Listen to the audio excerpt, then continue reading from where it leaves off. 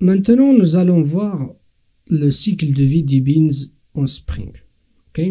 En fait, le cycle de vie, vous le connaissez déjà et vous l'avez, en fait, le cycle, vous l'avez vu, je pense, à 2 ou 3 reprises avant dans les chapitres précédents. Ok? Concernant cette partie-là de cycle de vie des beans, ça va être vraiment light. Ok? On va voir seulement la méthode init, ou bien ce qu'on appelle init méthode, et destroy méthode, en utilisant la notation @bin. Ok? Concernant les interfaces disposable bin, initializing bin, ça nous permet aussi de faire des traitements juste avant la destruction du bin ou juste après la construction du bin. Donc ça, on va pas le voir ici, malheureusement. Si vous avez des questions, revenez vers les chapitres précédents. Et pareil pour les annotations @post construct et @predestroy. Ok? Très bien. Alors je vous dis, restez avec moi. La vidéo suivante, elle va vous montrer l'utilisation de init method et destroy method sur la configuration Java. Ok? Très bien.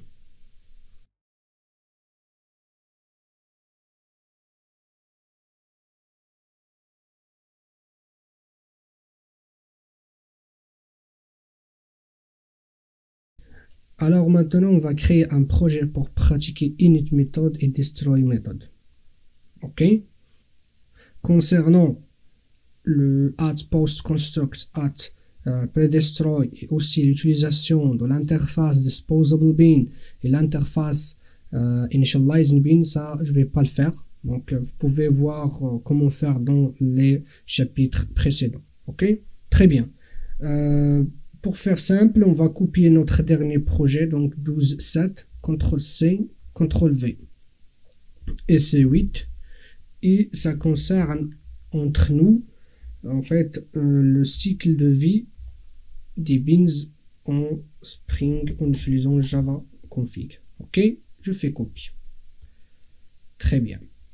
Alors, en premier lieu, ce que nous devrions faire dans notre forme rectangle, on va ajouter une méthode, ok, pour l'initialisation, ça veut dire init method, une méthode pour la destruction, ça veut dire destroy method. Ok, très bien, je vais l'ajouter juste ici. Je vais dire tout simplement public void.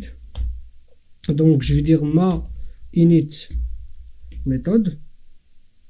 Ok, et à l'intérieur, je vais tout simplement afficher dans la console comme quoi je suis dans la méthode ma méthode, bien ma init méthode.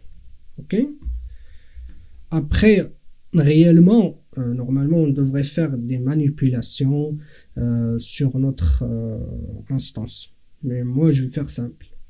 Ok, CTRL S, je vais faire pareil. Je vais ajouter une autre méthode, public void ma destroy méthode. Ok, et ici en fait je vais dire tout simplement sysout, et là je vais dire je suis dans la méthode ma destroy méthode. Ok, très bien. Je fais CTRL S. Ça, c'est la première manipulation à faire. En deuxième lieu, on va aller vers notre bin. Par exemple, on va travailler sur rectangle. Et ce qu'on va faire, donc si vous voulez laisser laissez-le, c'est pas grave, je vais l'enlever. Okay, donc je vais l'enlever. Très bien.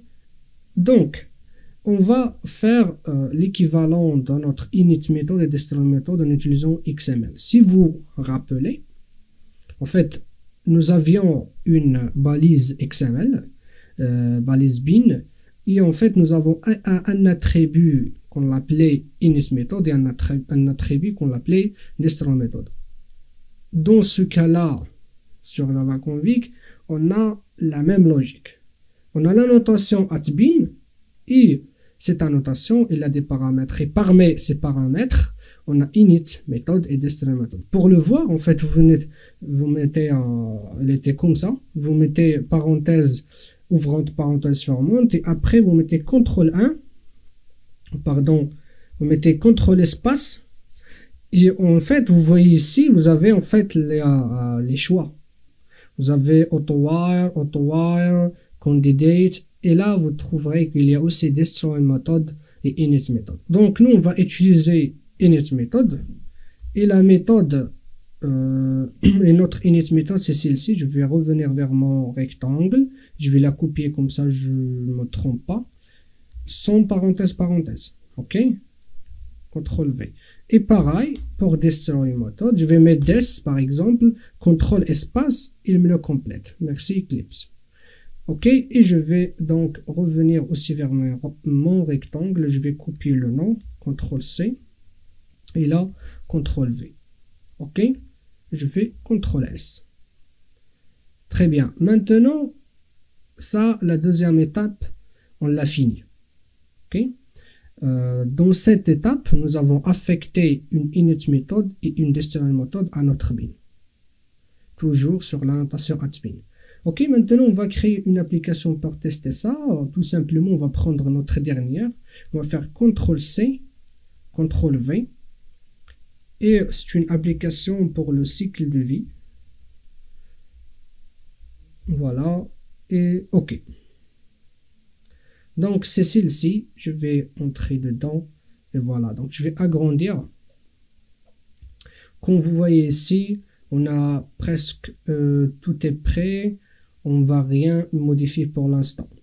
Ok, ce qu'on va faire, on va juste surveiller est-ce qu'il va passer par init méthode et destroy méthode, et surtout à quel moment. Ok, donc clic droit, run as Java application. Donc, je vais l'agrandir. Voilà. Donc, j'ai la création du conteneur. Ici, je suis dans le constructeur avec argument. Et juste après le constructeur, on a init méthode.